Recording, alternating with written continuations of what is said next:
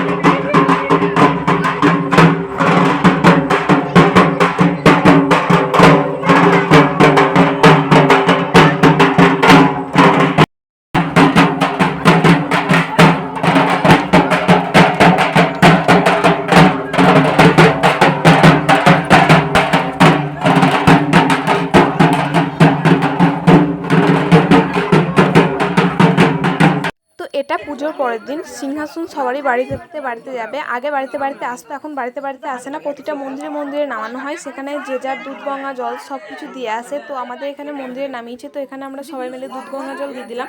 তো এরপর সিংহাসন নিয়ে গিয়ে ঘরে দেবে। তো যাই হোক, এইবারকার পুজোটা এই পর্যন্ত। ভিডিওটা ভালো লাগলে লাইক কমেন্ট শেয়ার সাবস্ক্রাইব করে দিও আমার চ্যানেলটিকে। পরবর্তী আরও নতুন ভিডিও নিয়ে তোমাদের সামনে চলে আসবো। তো টাটা বন্ধুরা, ভিডিওটা শেষ পর্যন্ত দেখার জন্য সবাইকে থ্যাংক ইউ।